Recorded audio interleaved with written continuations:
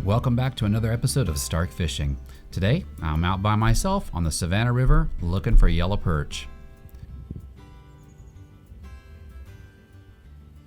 It's January 21st and normally this would be closing in on the peak of the yellow perch season, as they ought to be staging to spawn. But this year's been difficult, and although I've caught some, it's been kind of a down year. FYI, I certainly don't count myself as being an expert on any fishing. I'm just out here trying to do my best to put some in the boat, and I'm always learning and certainly open to advice. Today I'm using a drop shot with 2 hooks. The top one has a crappie skirt attached to it, and the bottom one a live minnow. The great thing about using minnows for bait is that being at the bottom of the food chain, any fish big enough to get them in their mouth is liable to eat them. And there's a fish.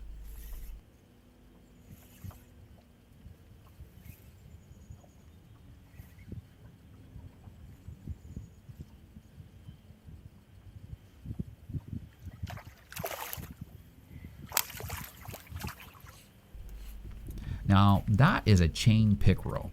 Here in Georgia, you might hear them referred to as a jack or grass pike.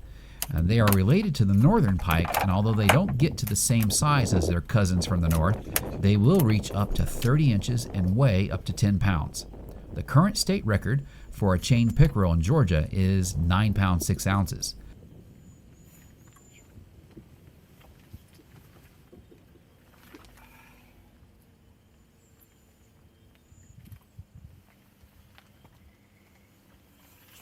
Now, if you get a chance to catch one, whatever you do, don't stick your hand in its mouth.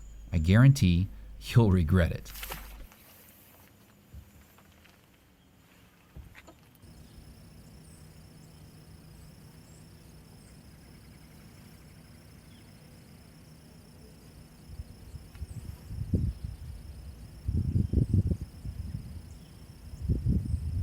So watch carefully out beyond me and listen at the same time.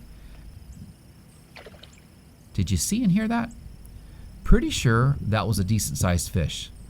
I always try to be very aware of my surroundings when I'm fishing, and if given a chance, I'll always cast to where a fish is surfaced if it's within reach. You never know what might happen. In this case, the fish was well beyond my ability to cast to it, so I took careful note of its location in relation to the bank. That way, I could target it in a few minutes as I move down the shoreline. Now, speaking of the shoreline, have you noticed the water line? One of the things that makes this river challenging to fish is due to the Corps of Engineers and the generation from the dam. The water level can fluctuate anywhere between 6 and 7 feet, sometimes twice a day, depending on the flow. Now, it's not always like that, but there are times when it's almost like you're fishing the incoming and outgoing tide at the ocean.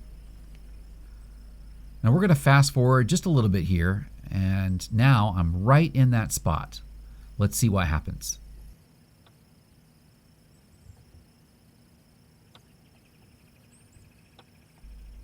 And there's a fish.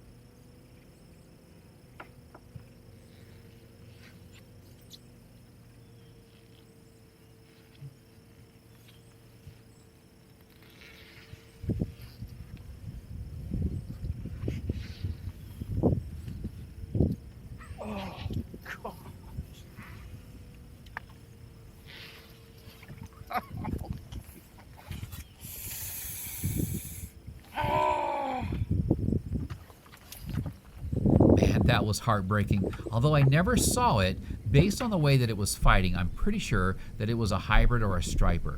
But that was right in the spot where I saw that fish surface earlier.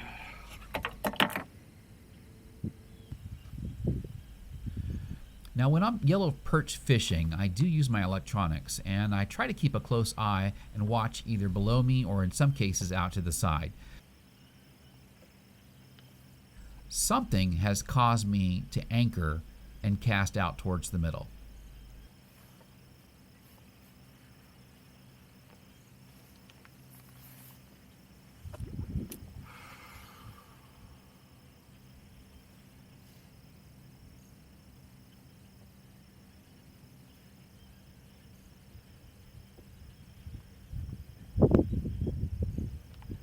And there's a fish.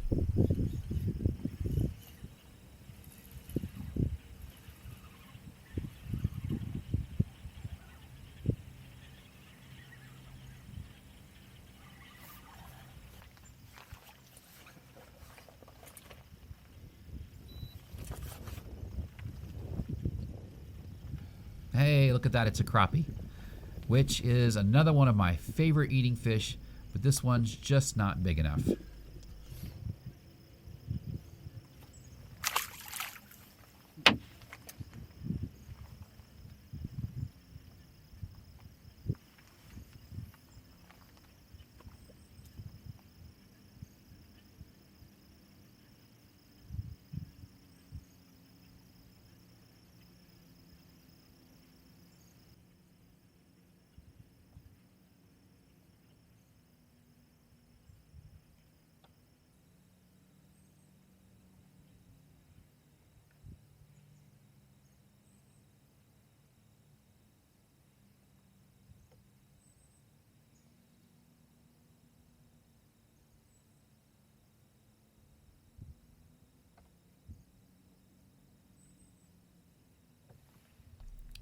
Something's caught my attention on the graph because if you watch, I'm going to drop my bait directly behind the boat as opposed to casting out to the middle. Let's see what happens.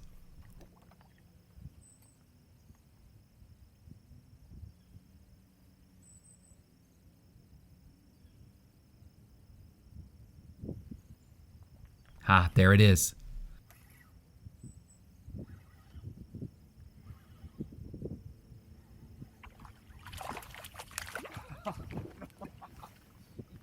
Man, that was a nice perch. I can't believe I lost that one.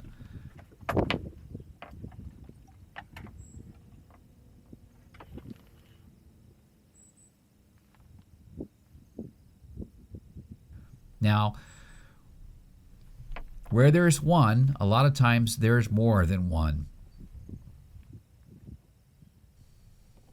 Now watch, I'm going to drop back down to the same place.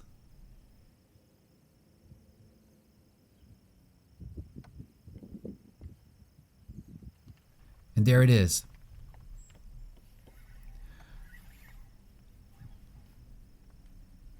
Maybe I'll get this one up. Most of the time when you find one yellow perch, you're going to find at least another. It's just a rule of thumb, but doesn't always work that way.